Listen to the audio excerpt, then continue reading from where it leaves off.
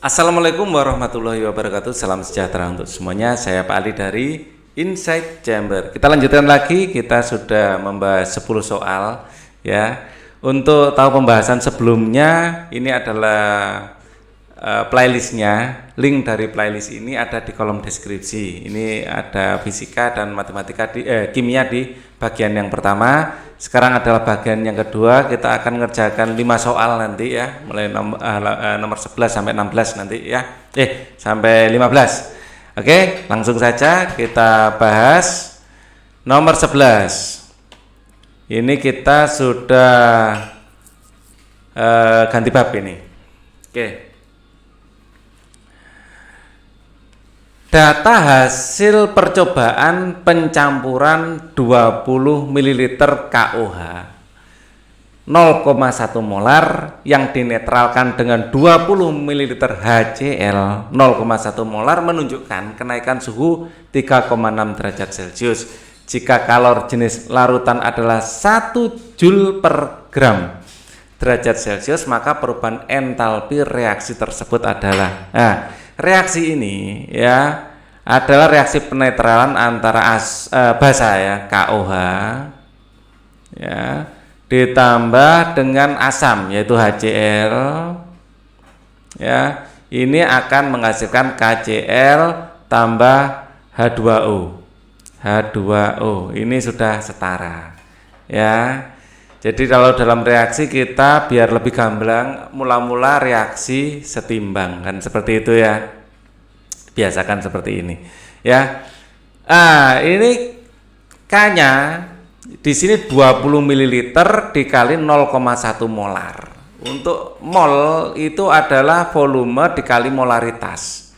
Ya, di sini dalam mili ya dapat 2 milimol, 2 milimol. Ya. Begitu juga dengan HCl-nya. HCl-nya di sini 20 ml, di sini 20 ml, di sini juga 20 ml ya. Di sini akan menghasilkan kalau dikalikan dengan molaritasnya 0,1, ini juga 2 milimol. Dan semuanya bereaksi ya. Jadi ini pembatasnya ya dia sendiri habis semua ya, akan membentuk 2 milimol KCl dan 2 milimol H2O. Ya, pada intinya itu. Ya. Jika kalor jenis larutan, kalor jenis itu kita simbolkan C kecil. Ya. Perubahan entalpinya berapa? Kita tahu perubahan entalpi itu sama dengan perubahan suhu. Perubahan entalpi adalah suhu ya, perubahan suhu. Nah, perubahan suhu kita sudah mengenal rumus sebelumnya, Q sama dengan mc delta T. Yang jadi masalah kita C-nya sudah ada, delta T-nya sudah ada, kenaikannya sekian, masanya berapa? Ya, kita punya rumus rho adalah massa dibagi volume, maka massa adalah rho dibagi volume. Dan rho air ini adalah 1000 gram per liter. Ya. Rho ini 1000 gram per liter. Ya, di sini mililiter. Ya. Atau 1 gram per mililiter. Rho ini 1 gram per mililiter. Oke. Jadi untuk massa ya, massanya itu ini 1 gram per mililiter, volumenya berapa mililiter? Volume total adalah 20 tambah 20 40 ml yang bereaksi. Jadi ini kali 40 ml menjadi 40 gram. Ya, masanya 40 gram. Kita hitung kalornya. Q sama dengan mc delta T. Masanya adalah 40 gram, C-nya adalah 1 Joule per gram. Ya, jadi adalah 1 Joule per gram, delta T-nya 3,6. Kita gunakan kalkulator biar enak ya dalam menghitung. Ya. Wah, ini kebesaran. Nah, kecil saja. 40 kali 3,6. 40 kali 3,6 sama dengan 144. 144. Ini ada kalornya. Nah, kalor yang dihasilkan dalam reaksi ya perubahan entalpi itu perubahan suhu dalam 1 mol. Padahal di sini ndak ada 1 mol, cuman 2 milimol masing-masing. Ya, di sini masing-masing 2 milimol. Jadi perubahan entalpi reaksi ya yang bereaksi ini adalah 2 milimol. Ya, KOH-nya juga 2 milimol, HCl-nya juga 2 milimol. Jadi untuk 1 molnya tinggal bagikan ya, delta H sama dengan ini adalah dalam joule ya, joule. Berarti 144 dibagi 2 milimol, 2 kali 10 pangkat min 3. Maka 144 dibagi 2, kita bagikan dibagi 2 akan menghasilkan 72. 72. Nah, di sini pangkat min 3 berarti 1000 joule. Ya, di sini joule per mol ya, per mol. Ya, kan 1 molnya. Ya. Di sini tadi 144 karo 0,2 milimol. Ya, ini harusnya satuannya bukan kilojoule, harusnya joule ya, dan jawabannya itu yang sini. Ya. Nah, ini menarik. Kenapa minus? Ya, kenapa minus? Karena ini adalah reaksi eksoterm. Reaksi eksoterm ditandai dengan kenaikan suhu atau mengeluarkan panas ya, ada kenaikan suhu sehingga energi dalamnya turun. Itu alasan ini jawaban akhirnya adalah negatif, dan di sini bukan kilojoule, sebenarnya joule per mol harusnya. Dari hitung-hitungan kita joule per mol tadi.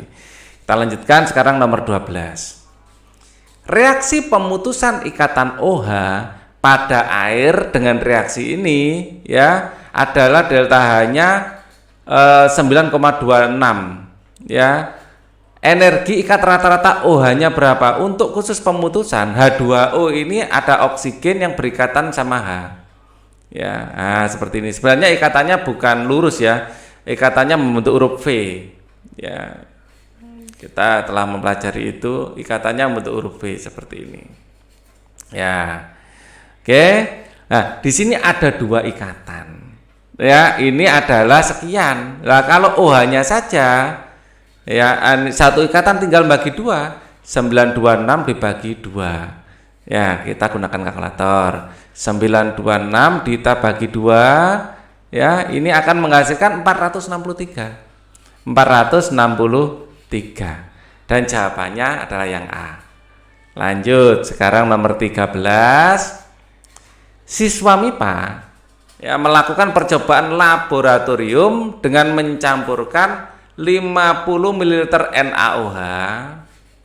Ini adalah basa dicampur dengan 50 ml HCl. HCl. Ini akan menjadi NaCl atau garam dapur tambah H2O.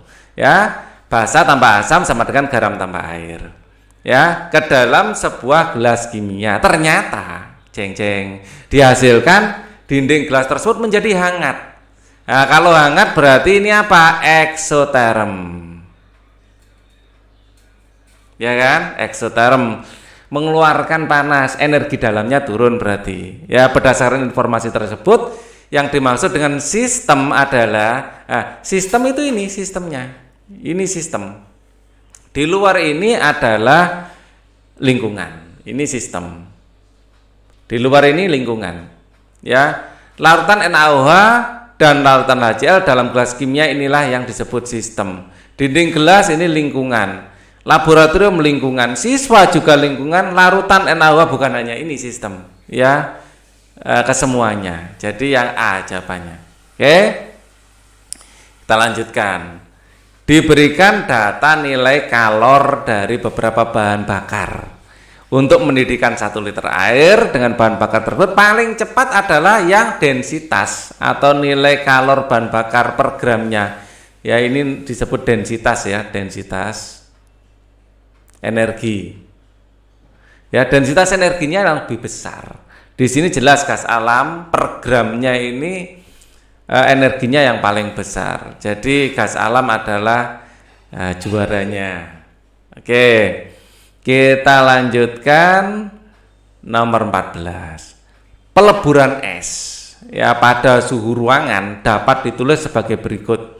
H2O dari solid ya menjadi H2O liquid. Liquid ini solid ini artinya padat. Liquid ini artinya cair. Ya kan? Pernyataan yang benar mengenai reaksi tersebut dari padat menjadi cair untuk mencairkan es ya itu misal kita butuh panas, misalnya dari panas matahari sehingga es ini akan cair menjadi air ya. Nah, dia menerima panas artinya ini adalah reaksi endoterm. Jadi menerima panas ya. Artinya apa? Energi dalam es itu lebih kecil dari energi dalam air. Ya, energi dalam es ya ini lebih kecil dari energi dalam air ya. Energi dalam air lebih besar. Secara logika molekul-molekul es ini nggak bisa bergerak. Untuk bergerak kan butuh energi. Molekul-molekul air lebih bebas bergerak karena memang energinya lebih tinggi. Gitu ya. Kalau uap lebih tinggi lagi, jadi gerakannya tambah lebih banyak. Proses peleburan es termasuk reaksi eksoterm ini salah. Ya, seharusnya endoterm, menyerap energi. Ya, menyerap energi. Dalam contoh ini yang diserap adalah energi matahari, kan gitu ya. Proses peleburan es terjadi kenaikan suhu peleburan es, tidak. Ya, proses peleburan suhu tidak naik, energi digunakan untuk berubah wujud. Energi digunakan untuk perubahan wujud. Tidak untuk menaikkan suhu. Ya, nanti kalau sudah wujudnya berubah baru energi yang tersisa kalau masih ada ya digunakan untuk menaikkan suhu. Proses peleburan es melepaskan kalor, tidak, ini menyerap harusnya. Ya. Proses peleburan es terjadi reaksi eksoterm, salah juga, harusnya endoterm. Yang benar adalah proses peleburan es memerlukan kalor dari lingkungan, ya, termasuk di situ saya contohkan adalah matahari. Oke, nomor terakhir di video ini, nomor 15. Ya. Diketahui persamaan termokimia seperti berikut ini, ya. Berdasarkan data tersebut, entalpi pembentukan CaOH 2 kali. Oke, ini saya naikkan ke atas saja, tempatnya lebih luas. Ya, lebih enak kita ngerjakannya. Ini kita ingin membuat CaOH 2 kali. Kita berarti reaksi adalah dasar ini. Kalau entalpi pembentukan ini harus berasal dari komponen-komponennya, berasal dari komponen. Nah, kita lihat di reaksi ini, ya, Ca-nya di sini butuh 1, padahal di sini ada 2, dikalikan setengah. Ya, jadi ini nanti dikalikan setengah, ini juga dikalikan setengah. Ya, karena biar oksigennya nanti pas 1, ya bisa dicoret, ya. Ya, seperti ini sebenarnya reaksinya. Ini nanti dikalikan setengah. Ya, jadi target yang kita dapatkan CaOH ini, ya, CaOH ini harus berasal dari komponen-komponennya, yaitu ada Ca, ada O itu berasal dari oksigen, O2, dan ada hidrogen, H2. Intinya reaksi kita bawa ke sini nanti. Ya, di sini CaOH 2 kali ya. Sudah setara kan? Ca-nya 1, di sini 1, oksigennya 2, di sini 2, H-nya 2, di sini 2. Ya, di sini CA-nya masih 2, harus kalikan setengah. Ya, berarti nanti CA ditambah setengah O2 ini akan menjadi CaO. Ya, karena dikalikan setengah, delta H-nya juga dikalikan setengah. Ya, maka di sini kalau dikalikan setengah, kita yang ini ya, kasih tanda biar nggak lupa. Nah, ini kalikan setengah juga. Yang mana ini? Yang kedua, Berarti 1269 ya, ini saya bagi 2. Ya. 634,5 minus 634,5. Kemudian yang kedua bahannya adalah H2O, ini kita kalikan setengah juga. Ya, karena di sini 2H2, butuhnya cuman H2. Kalikan setengah, maka ini akan menjadi H2 ditambah dengan setengah O2, ini akan menghasilkan H2O. Ya kan? Delta H-nya separuhnya juga kita kalikan setengah pakai kalkulator. 571 dibagi 2 sama dengan 285,5. 285,5 ini minus. Ikuti aja. Ya. Terus yang terakhir, ini nggak usah kita kalikan setengah. CaO ditambah H2O akan menjadi CaOH 2 kali, ya, dengan delta H-nya adalah, ya, ini kita geser sedikit, dengan minus 64. Oke, ini kita total, yang bisa kita coret, ya, CaO dengan CaO kita coret, H2O dengan H2O kita coret, CA-nya kita tulis Ca, H2-nya kita tulis H2, setengah oksigen tambah setengah oksigen adalah O2 menjadi CaOH, ya, 2 kali. Delta H-nya ini kita jumlahkan.